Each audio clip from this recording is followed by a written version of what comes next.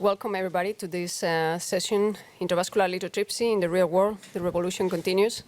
I think we're going to have an interesting session talking about how the use of lithotripsy has evolved in these 5 years, and also with some very interesting real world data from registries.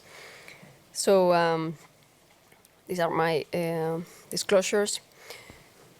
The objective of the session today is to understand how IVL in clinical practice has evolved over the last 5 years, to learn how clinical scenarios are influenced by and supported by the clinical evidence, and evaluate the effects of IVL in different patterns of calcific coronary disease.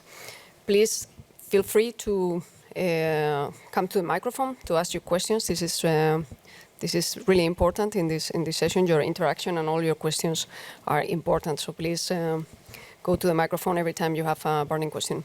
So with that, we can start. And first, I have the pleasure of asking Dr. Javier Escanet. I didn't introduce the group, sorry. So we have Dr. Javier Escanet from Madrid, Dr. Siad Ali from New York, Dr. Thit from Santiago in Spain, and Dr. Ashok Seth from India. This is going to be they're going to be our speakers for this session today. So first, I have the pleasure to introduce Javier Escanet.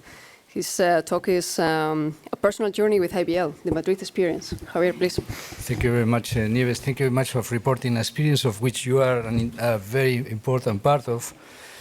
So we had our first experience with this technology in 2018. Up to now, we have performed something like 240 IVL procedures, and we have participated, led or participated in 15 publications on IVL indexing PubMed up to date. We also have 12 live case transmissions that I've been able to trace, and I thought that it was a good idea to come back to our experience and to think of how does IVL works. These are the questions that we had in 2018. What were the long-term results, to know if it is equally effective in different calcification patterns, and also if IVL can be used in truly challenging scenarios. These were the questions that we had at that time. And this was the first live case transmission made in EuroPCR. There was another one from Toulouse in 2018, where we were able to demonstrate in this patient with the last remaining vessel the effect of these very important cracks in the plaque when you are performing the intervention. You see that the patient is on intra-aortic balloon pump. We could not use Impella in this particular patient, and the patient was successfully treated. So the question we had at that time is, what is the meaning of these cracks that we have in the vessel? I mean, we knew that, that when you use a high-pressure balloon, a non-compliant balloon, and you make ruptures in the external elastic lamina, this is followed in many occasions by extensive aggressive restenosis. So the same happened in these particular patients. And that drives us to actually follow our patients and other hospitals in Spain in the long term to perform OCT, and then we could see that actually the results were quite good in the long term, both in terms of minimal luminal diameter and percentage stenosis. So it looked like the healing was good. And as a matter of fact, this is the same patient that was followed 28 months later, and you can see that all these cracks that were produced at the time of IVL were now nicely sealed by an even round area of neointimal hyperplasia, but there was no problem. In 2019, we performed the first live case known of rotashock during a live case. It was this type of, I would say, a monster of calcification, and which, some of the colleagues say you should not go live with this case. But we say, well, we are trying to share what we do in our real practice. And it was really difficult to negotiate even a wire. We needed to do this. It was Nieves and myself, and it would be impossible to negotiate the IVL balloon without doing rotational atherectomy. As you can see this, you can see here. And after performing rotational atherectomy in the case, we went with shockwave. We used different sizes of balloons, of course, and we were very happy to see that actually this very nasty, I would say, nodular calcium that was there was really being relieved, and that actually was followed by a good result. This was one of the first cases where in EuroPCR they were using also something that we developed in Madrid, that was the interactive screens. So the case was extensively discussed by Thierry Lefebvre. You can see here the effect that it has on this nodular calcium. And in the meantime, what we did is completing the case with the stents. Here you see Thierry at that time explaining how the case was being performed to achieve this result, which I feel that we all agree this is quite good for the time of aggressive calcification that you have in this type of vessels. So if you're interested to see this case, you can scan the QR code and you can see the whole thing. There are many other tips and tricks that I think are interesting to share. But the question that we had at that time is saying, gosh, so can we use IVL to treat this type of very heavy nodular calcium, or in general eccentric calcification compared to concentric? And that's what we did also with our fellow and now consultant cardiologist in Ireland, Angela McInerney.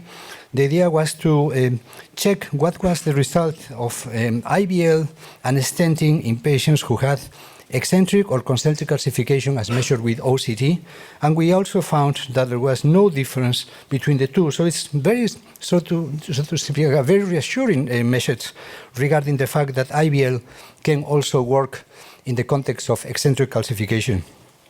Now, if you're interested also in the experience of RotaShock, this has been put together by Gennaro Sardella just a few days ago. It was published online, and you can access also using this code that you have there. Now, there are very few times in a professional life when you can impress Professor Bramwell, and I had my chance in 2018 in this particular session, and so he was really interested in seeing this new technique that was called IVL, that he was not much aware of it. The case was rather challenging. It's a 92-year-old lady, again a case that was presented at the EuroPCR, at the ESC conference. Huge calcification, concentric, left main, very challenging. The way that it was resolved was treated first with large balloons sized based on intracoronary imaging. You can see here that they were very resistive at the beginning to the first delivery of energy, but little by little they were improving.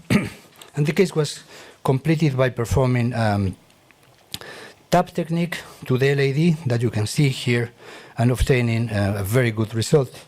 Again, demonstrating that this technique of plaque modification can be used in very challenging cases where you have affectation, when the left main coronary artery disease is involved. And you will see now the final result, I believe, after the IVUS results. We typically use OCT or IVUS to guide these procedures. And let me see if I can show you the final result, so you can have a look. Okay, so sorry about that. Let me see if I'll try to go to the final result if I can. Probably there. I don't think I will be able to, but anyway, it will be nice if you can see it, because it's. So this is the final result that you can see here. So subsequently, what we did is we led a registry on the use of IVL in the left main that you can also access with this QR code that demonstrated that this is a safe approach and actually quite effective. And we have many colleagues from Europe joining this Madrid-led registry. So my final remarks is that over the last 5 years in our IVL journey, we had the opportunity to find reassuring answers to some of the initial questions that we had in 2018. And we have found that alone or in combination with other plaque preparation techniques, IVL has greatly contributed to more effective and potentially safer interventions in complex patients undergoing PCI. Thank you for your attention.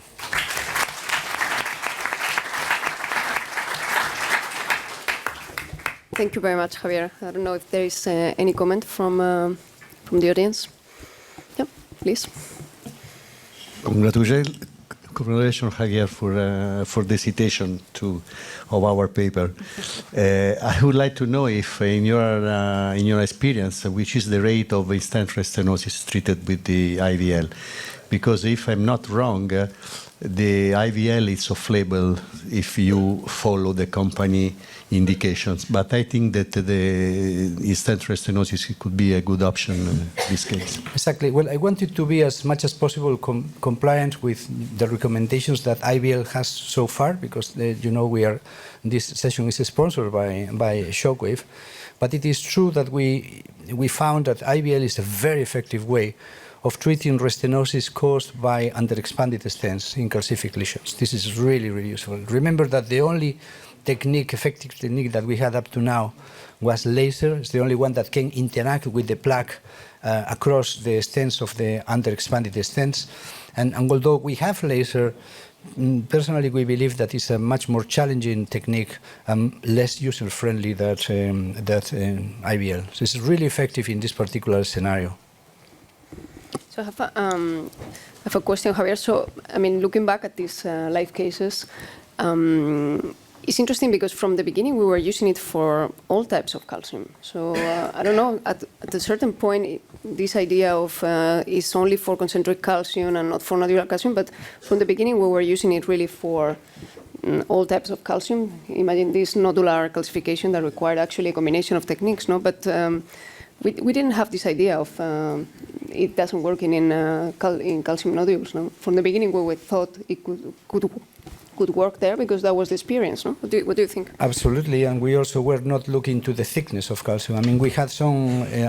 We were told that if the thickness of calcium was more than 1 millimeter, then you might have lots of resistance and difficulties, which, by the way, probably have been circumvented now by the new generation of IVL balloons that can deliver up to 120 hits during the procedure. But it's true that, what is very reassuring is that the data that we obtained is quite concordant with the data that comes from other studies, like the DisruptCat series of studies and the data that has been published by other colleagues. Mm-hmm. And what is also very... sorry, this is a question from the audience. Go ahead. Yes, amazing result. Thank you very much. Just one question. How is it effective in treating in lesion preparation of calcified in-stent restenosis?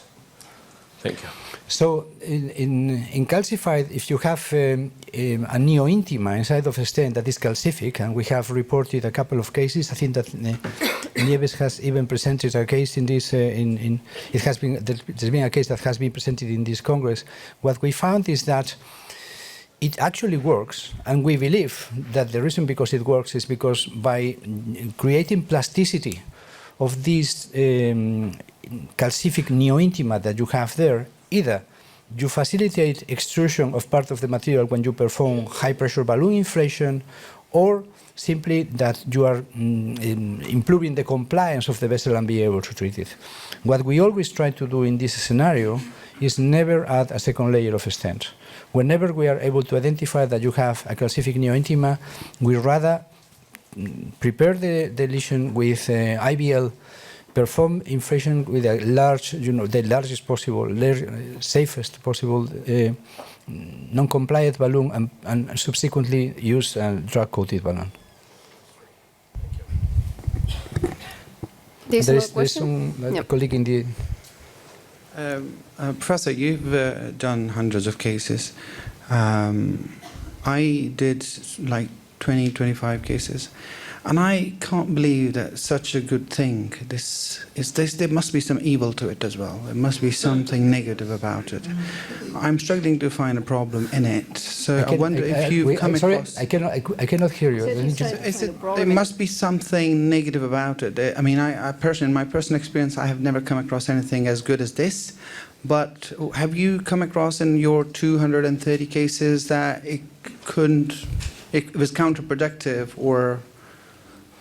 I think it's very good that you have concerns about the safety. I think that the way that demonstrating that a technique is safe is not assuming that it is safe, but challenging it. So is really, really good, and I echo your concern. The good thing is that so far we have not been able to demonstrate that that's the case. So that's something that, of course, we will need to continue following this. But in principle, I think that, the fact that you improve the plasticity of these calcium chunks is followed by less damage to the vessel when you inflate the non-compliant balloon or you implant the stent. This is my impression. And if you look to these pathological studies from Rino Birmani, what you see in people that have been treating with other methods in calcific stenosis is sometimes quite disturbing, actually, in terms of the vascular response that you have. Yeah, actually the angiographic follow-up study that we did, and also with OCT, was quite reassuring, no? Also in this, because it's true that you make these big fractures, and we were a bit concerned about what could be the response to this. There can be restenosis in the future, even when the data was good from the clinical point of view, but we thought it was needed some angiographic data and OCT data, and the data is quite reassuring, as you showed, no, in this paper we published. Thank you very much, Javier. So maybe we can continue now with Siad, that is going to tell us about the mechanisms of IVL and the fractures by histology, OCT, and micro-CT. Siad, please. Thank you.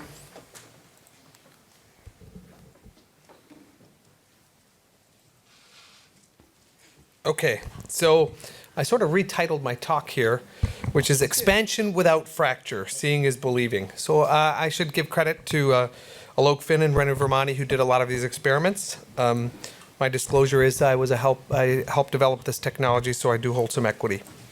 Okay, so you kind of all know about the mechanism by which shockwave works, right? It creates a vapor bubble.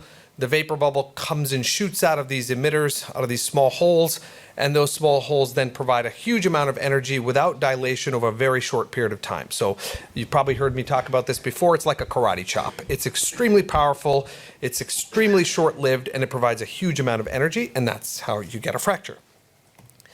So back in 2014, when we started these very, very original experiments, we were using IVUS. And I remember when we were doing the original GLP experiments, I said we should use OCT, and they said, what's that?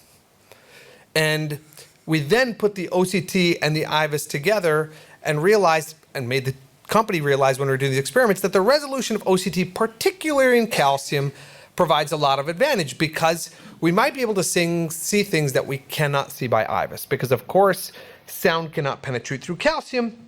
All of you are familiar with these type of pictures. Calcium is a crystal, light will shine through it, so we get the arc, we get the thickness, and we get the length. And so it makes it very, very easy to not only assess burden of calcification, but the modification of calcification. We published almost 5 years ago this rule of fives that says if you have a calcium arc of more than 50%, if it's 5 millimeters long and 0.5 millimeters thick, i.e. the rule of fives, you need to think of advanced lesion preparation because a simple balloon won't work. And that's sort of the algorithm that we made. And we showed that as you get to moderate to severe calcification on angio, that we started to need to think of more advanced lesion preparation, of which, of course, IVL is a major component. So what did we learn over these years? We learned categorically that the mechanism by which IVL works and improves compliance is by fracturing calcium. And you're all used to these linear pictures. In fact, in the first ever paper of IVL, when it used to be called lithoplasty, the reviewer really gave me a hard time because they'd never seen these box patterns before, and they said, please stop sending OCT images with artifact on it. So we actually published and sent all 375 frames of the OCT back to the reviewer. He then wrote the editorial and took the credit for it.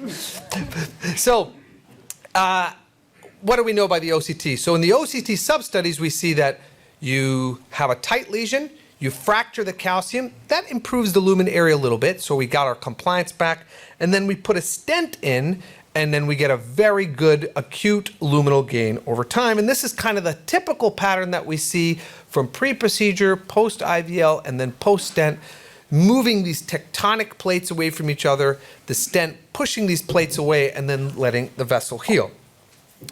And over again, we showed the same thing. Multiple studies showed that lots of fractures, lots of luminal gain. This was like my children getting along. I loved IVL. I love OCT. It was a perfect marriage. And then we learned that most of the patients were getting multiple fractures, where the NC balloons usually get one fracture because it'll fracture at the point of least resistance. That fits with the mechanism of action because, of course, IVL doesn't care which way the energy goes. Comes out of the balloon circumferentially, it has no bias. Wherever there's calcium, it'll work on it. If you only have 90 degrees, it'll work on 90 degrees. If it has 180 degrees, it'll work on 180, and so on. But then this paper came out, which of course is the seminal US pivotal study, Disrupt C83, and it says that whether you had fractures or no fractures, you got the same stent expansion, minimal stent area, and area stenosis.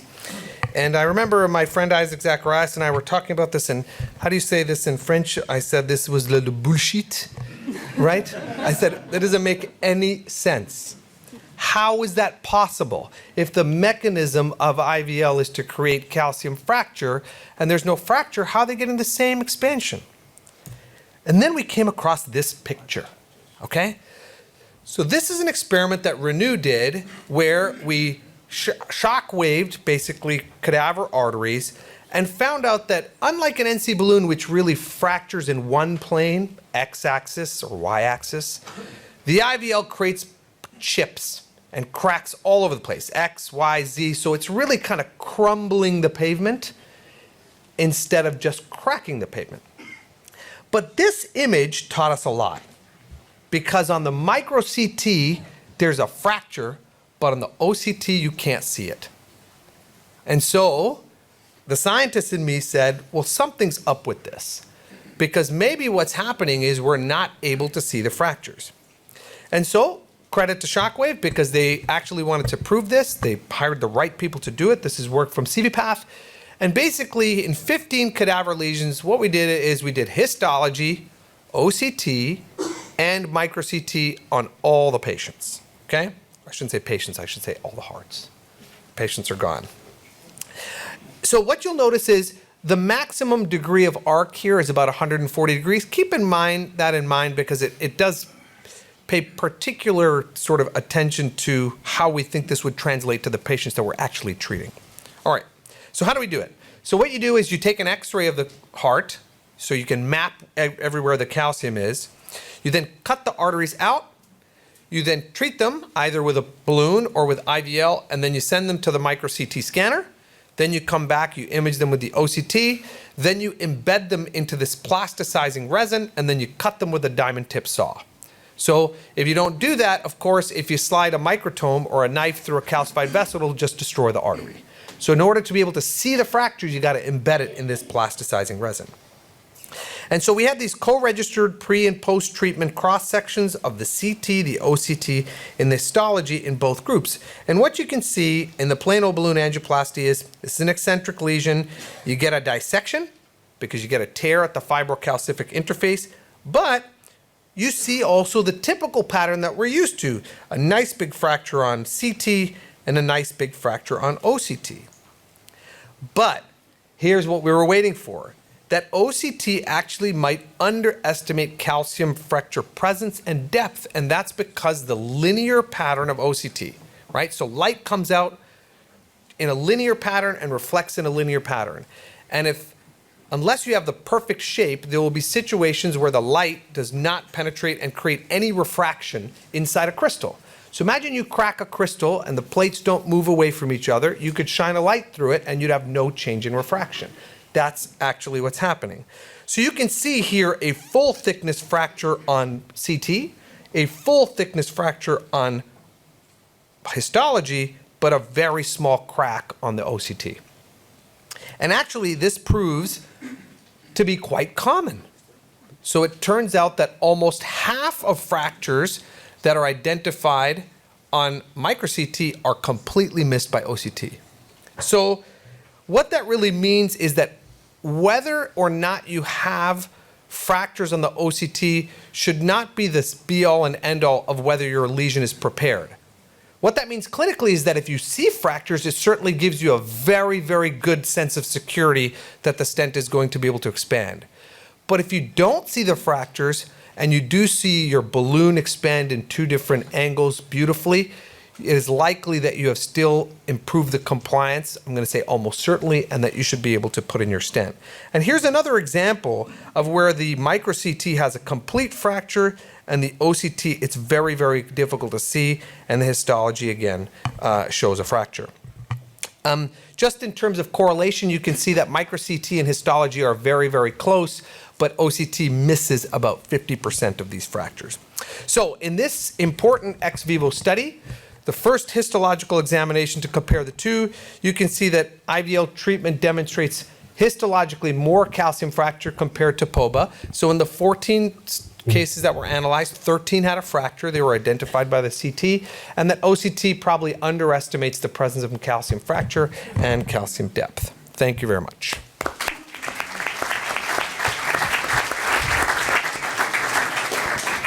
Thank you, Siad, because I think this is actually also what we see in clinical practice. No? So you could see some cases you couldn't see fractures, but still the balloon expanded well and the stent expanded well.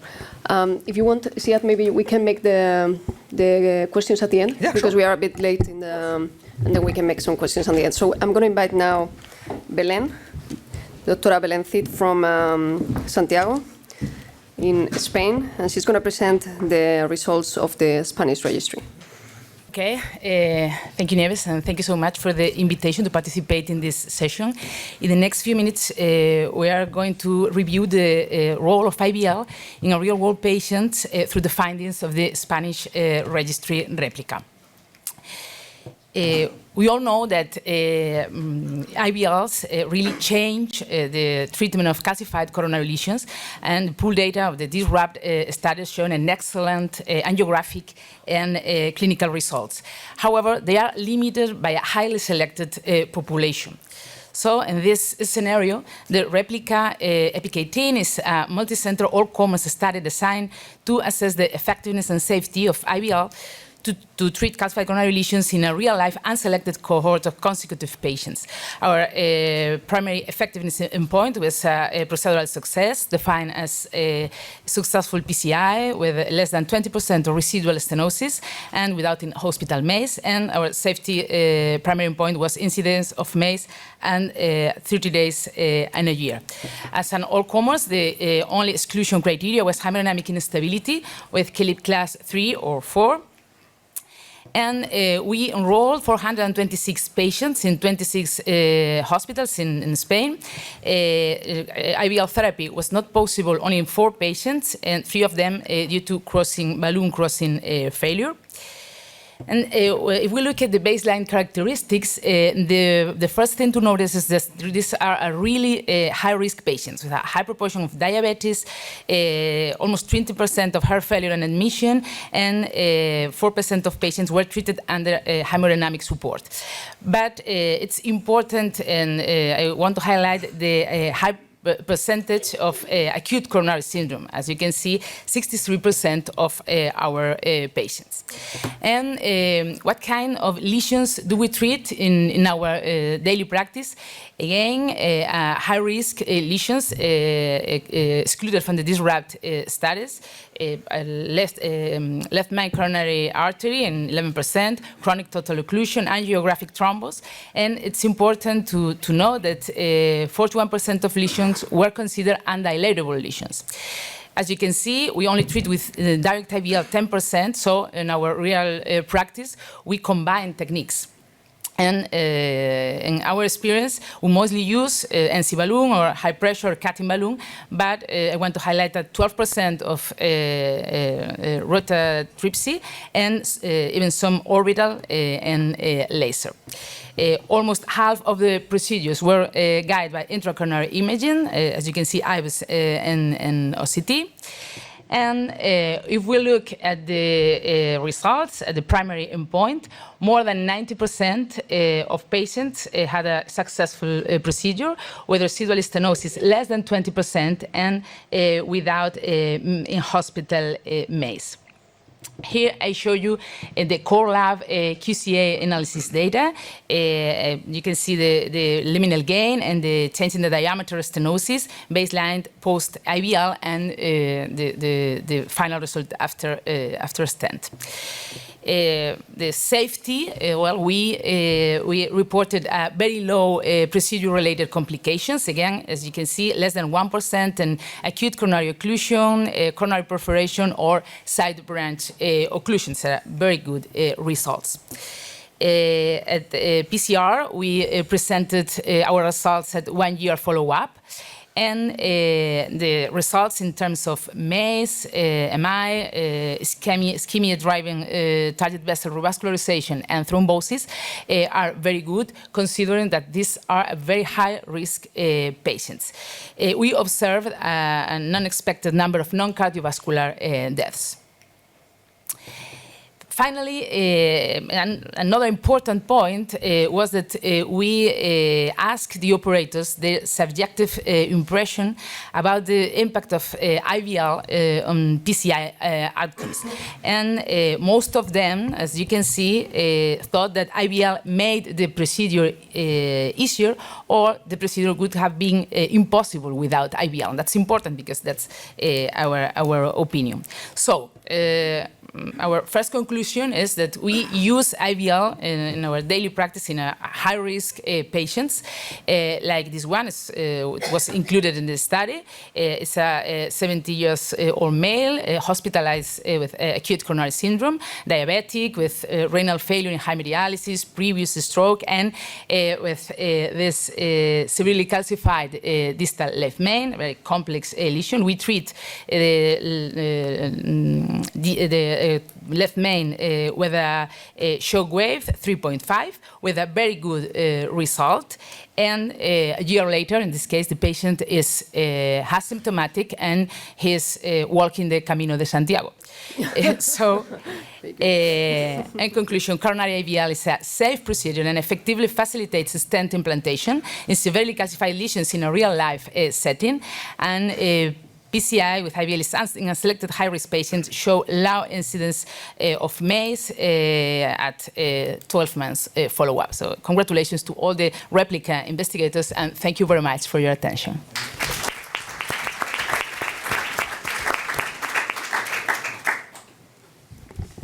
Thank you very much, Belén. I don't know if you have any question from the audience. So I think what is important from this type of data, I don't know if you agree, Siad, is that this is real-world data, and these are, it's super high-risk patients. This is just an example of this last patient we saw. And also interesting, a lot of acute coronary syndromes. This was also a concern initially, if it could be used, if there is thrombus present, or if it could be embolized. I don't know, what is your opinion, Siad, about thrombus or treating lesions with thrombus? Is there a risk of embolization? It doesn't look like there is. Yeah, I don't think so. I think what we know is that all of the calcium modalities work on calcium, whether you use atherectomy, whether it's orbital, rota, or IVL. But the differentiator is the safety. So if you do, in Disrupt CAD series, you have 561 patients. There's no reflow. There's no slow flow. There's one perforation which happened after the NC balloon. The safety of this device is what makes it so unique. So, the question that came back, is there too much of a good thing? Not right now. I mean, this is the answer to what we were having trouble with before. And so mechanistically, it makes a lot of sense that it doesn't impact thrombus, because that's a low impedance substance. So if you blow a balloon and put a shock wave through the thrombus, you know what happens to thrombus? Nothing. It'll just sit there. So that's what I think. It's very, very safe in that. Yeah, absolutely agree. That's why we use in a real life the shock wave in this setting. It helps us a lot. I'm a believer in this setting because it's good. Mm-hmm. Go ahead, Dr. Sardella. Congratulations, Zita. It was very impressive speech. I would like to make a question to Zita, to all the panel. Yeah, of course. What do you think about the possibility to increase a little bit the indication for IVL? I mean, Zita presented a slide with the no calcium, mild and moderate calcium cutting balloon, and massive calcium IVL. I think that if you make angio, you have 30% of calcium. If you make OCT, you can have 60% of calcium. If you make CT, you can have 80% of calcium. Thus, I think that we cannot base our choice only on angio-coro, but we have to make at least one imaging to know if the calcium burden is very high. But you don't think that it's better in this moment, in this point, with this device, that it's very easy. It doesn't need a learning curve. It's not like rotablators, like not orbita, and the operators, maybe the majority of operators that are very lazy, they are not afraid about this. To avoid to start with a cutting balloon or with the other balloon, I don't remember the name, okay, balloon, this high pressure balloon, and to start with shockwave, even in mild and moderate, because we know that if a mild and moderate in angio, it's more than mild and moderate. What do you think about?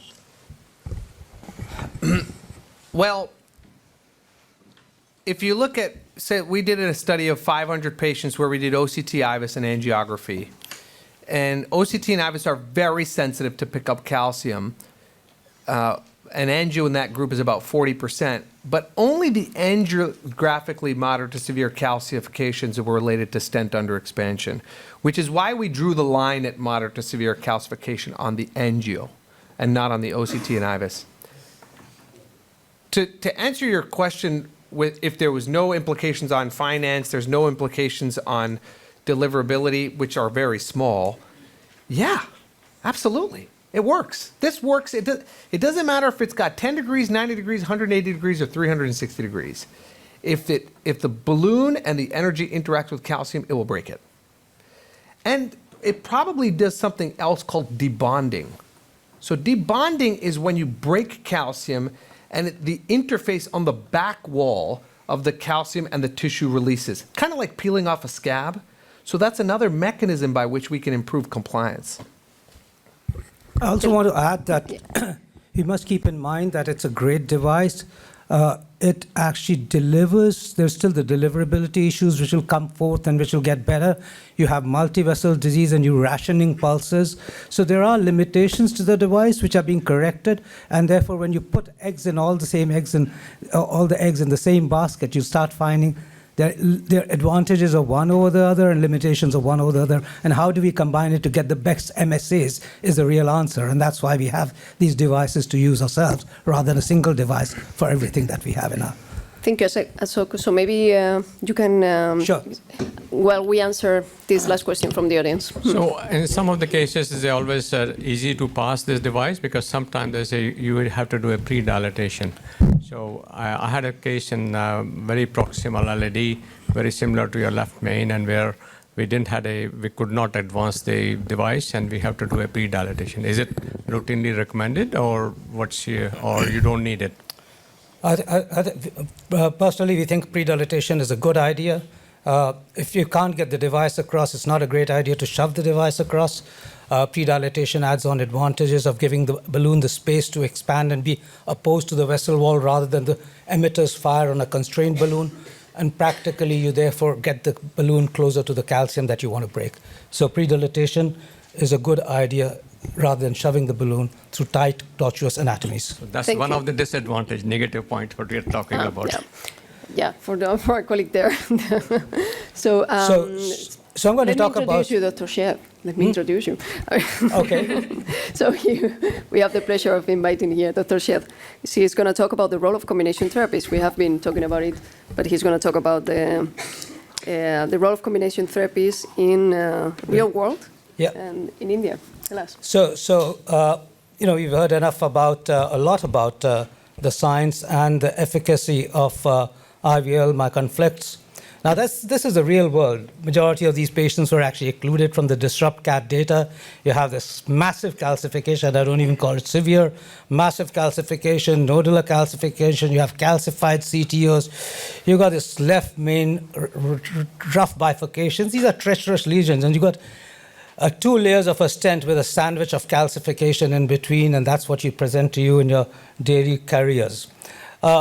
variety of devices available to us. I think we must remember that IVL is safe. We've talked about that. It's effective. It's an extremely user-friendly device for the treatment of severely calcified lesions.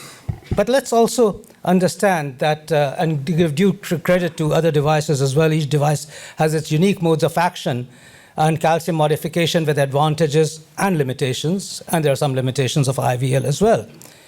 So clearly in the real world, treacherous cases with calcified lesions with massive calcium burden, device synergy is a logical concept which aims at combining the advantages of various devices for more effective and safer calcium modification.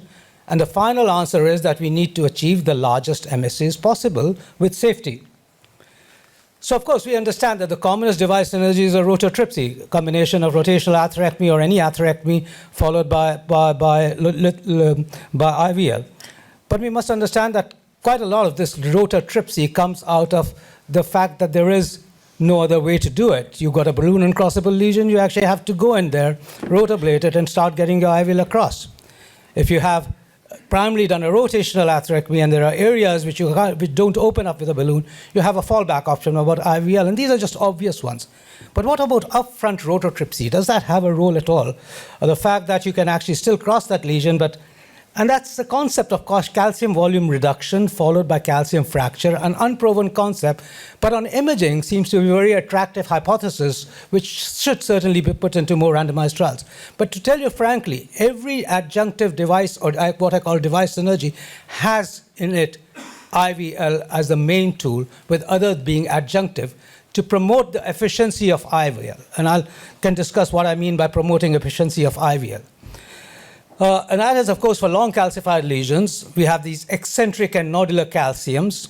We have large vessels and tapering vessels with heavy calcium burden, in which device synergy can actually be advantageous for IVL to be more efficient.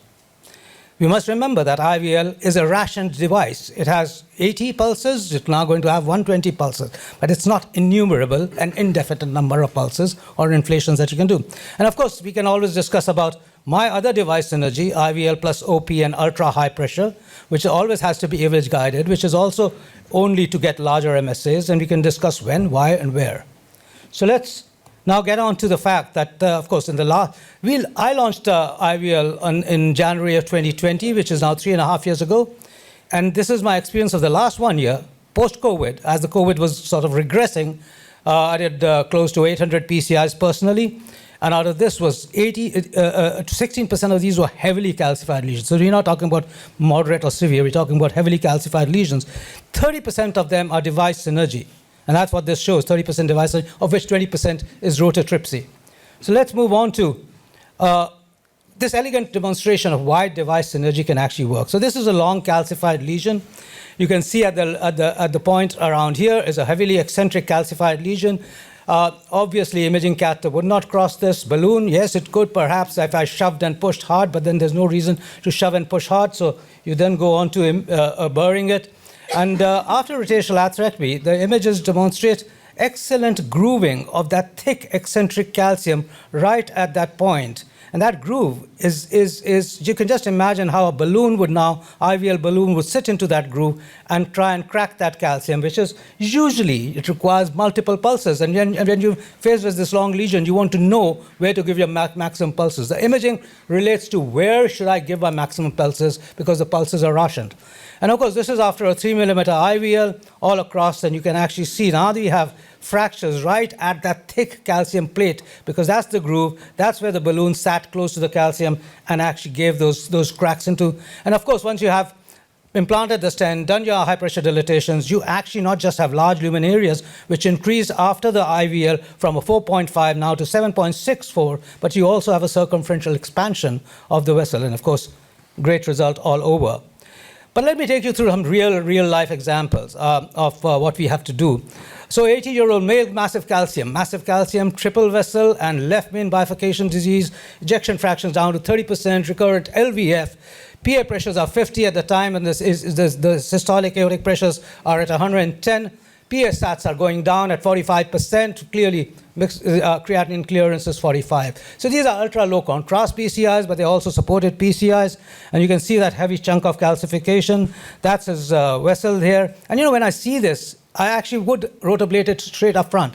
And that's because there's actually eccentric and nodular calcium right in the beginning. You have a long lesion. I'd actually just rely on the rotational atherectomy for the distal part of the LAD. I will actually size my IVL to the proximal part of the LAD and to the left main, and I therefore actually optimize the role of IVL in my practice.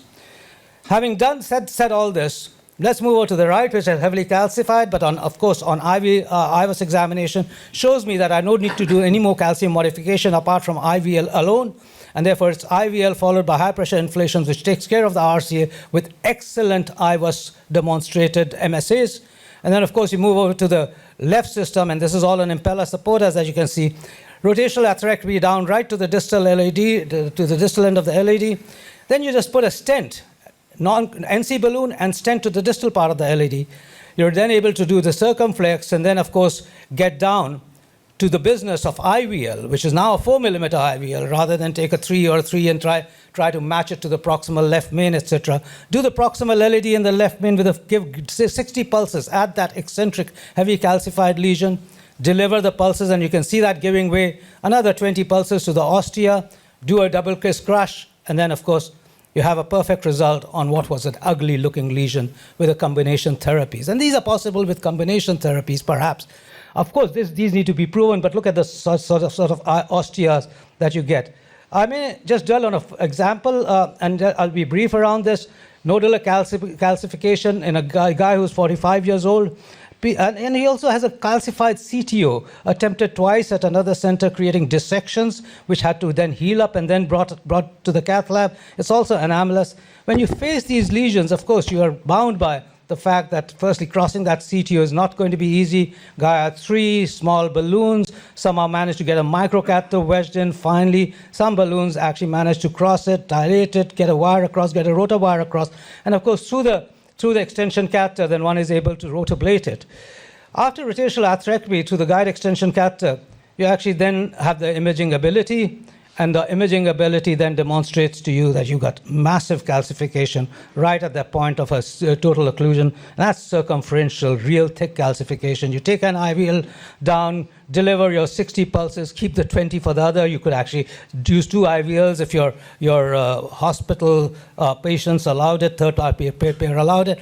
But then this is what I mean by rationing and why you need sometimes ultra-high pressure balloons also.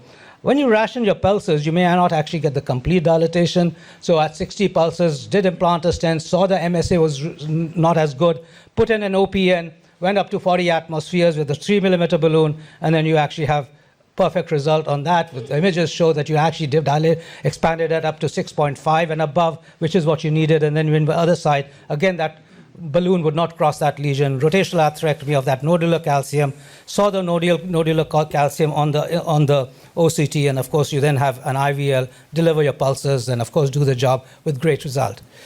Final case of an 86-year-old evolutar TAVI 4 years ago, deterioration in LV function over the last 3 months, ejection fraction goes down to 50 to 30%. She comes in failure and has massive STT changes. Pulmonary edema, ACS, and of course this is what it shows. Behind it, it's a left vein bifurcation, stenosis, and a glee and calcific. Well, I won't take you through all that images because it took an amazing amount of time to get behind that, to hook that, and to everything else. But obviously, this case had to be done on impeller. So we put an impeller through the evolutar, supported the patient during this hybrid procedures. Had a 4 millimeter IVL, did a mini crush, did an OPN. This was not a rotational atherectomy. Had a perfect result with osteas at 9 to 10 MSAs and left main at 16 to 20 MSAs. I want to tell you about the Shock India registry, make you aware of that. This is the world's largest registry of IVL in real-world all-comer patients. 1,000 patients are being enrolled, and this registry would finish in a month's time. I am privileged to be the principal investigator of this. This is core lab, both for OCT, 100 OCT cases, as well as the IVL angiographic cases. The data points are the same as disrupt CAD, so that non-CAD and CAD-like patients can actually be compared. 920 patients have already been enrolled, 100 OCT substudy has been completed, 66% diabetics, 74% hypertensives, mean length of the lesion 40, but 50 left main bifurcations, 10% cases are calcific CTOs. 116, which is 10% of these cases, are lithotripsy, and 38 underexpanded in-stent restenosis. So we're looking forward to this data. We hope to be able to present it at the TCT, and stay tuned, watch that data. Thank you very much. They're the biggest registry of the world. Thank you very much, and I'm sorry to say that we run out of time, but you can have your last question, and this will be the last question, and then after that we can summarize. A very quick question for Ziad. So in your cadaveric experiments at the beginning of the IVL, did you try putting, just for the sake of experiment, a parallel buddy wire? Because whilst it's delivering the energy through the balloon, it might score the vessel at the same time with the buddy wire there. So that won't work.